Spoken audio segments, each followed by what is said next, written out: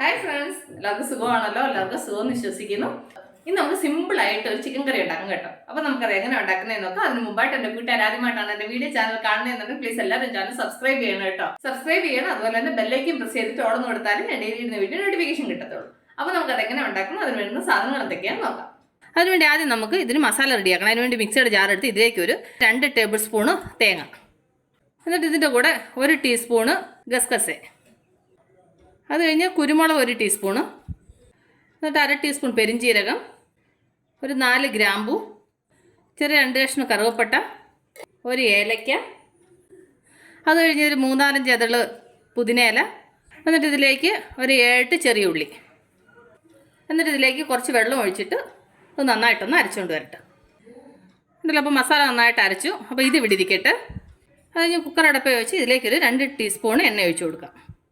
എണ്ണ നന്നായി ചൂടാകുമ്പോൾ ഇതിലേക്ക് 2 ഗ്രാമ്പു, 1 കഷ്ണം കറുവപ്പട്ട, അതൊന്ന് ഫ്രൈ ആയി കഴിയുമ്പോൾ ഇതിലേക്ക് 3 സവാള ചെറുതായിട്ട് അരിഞ്ഞത്, എന്നിട്ട് ഇതിലേക്ക് കുറച്ച് ഉപ്പിട്ട് കൊടുക്കും. ഇനി സവാള നന്നായിട്ടൊന്ന് ഫ്രൈ ആവണം. അപ്പോൾ സവാള നന്നായിട്ടൊന്ന് ഫ്രൈ ആവണം. അല്ല, അപ്പോൾ സവാള നന്നായിട്ട് ഫ്രൈ ആയിട്ടുണ്ട്. ഇനി നമുക്ക് ഇതിലേക്ക് 2 തക്കാളി ചെറുതായിട്ട് അരിഞ്ഞത്, അതിൻ്റെ കൂടെ 1 ടേബിൾ സ്പൂൺ ഇഞ്ചി വെളുത്തുള്ളി പേസ്റ്റ്, ഇനി ഇത്രയും കൂടെ നന്നായിട്ടൊന്ന് ഫ്രൈ ചെയ്യാം. എന്നിട്ട് അതിൻ്റെ കൂടെ എരിവിന് 1.5 ടീസ്പൂൺ മുളക് പൊടി, 1 ടീസ്പൂൺ മല്ലിപ്പൊടി, 1/2 ടീസ്പൂൺ ഗരം മസാല, ഒരു 1/4 ടീസ്പൂൺ മഞ്ഞൾപ്പൊടി, ഇത് ഇത്രയും കൂടിയിട്ട് നന്നായിട്ടൊന്ന് മിക്സ് ചെയ്യാം. ആ മസാലയുടെ പച്ചമണമൊക്കെ പോയി നന്നായിട്ടൊന്ന് ഫ്രൈ ആവണം. എന്നിട്ട് ഇതിലേക്ക് ഞാനൊരു 3/4 കിലോ ചിക്കൻ എടുത്തിട്ടുണ്ട്. എന്നിട്ട് നന്നായിട്ട് മിക്സ് ചെയ്യാം. എന്നിട്ട് ഇതിലേക്ക് നമ്മൾ അരച്ചുകൊണ്ടൊന്ന് മസാല ചേർത്ത് കൊടുക്കാം. എന്നിട്ട് നന്നായിട്ട് ഇളക്കി കൊടുക്കാം. എന്നിട്ട് ഇതിലേക്ക് ഞാൻ മിക്സി ജാർ കഴിയുക വെള്ളം ഒഴിച്ച് കൊടുക്കാം. എന്നിട്ടൊന്ന് ഇളക്കി കൊടുക്കാം.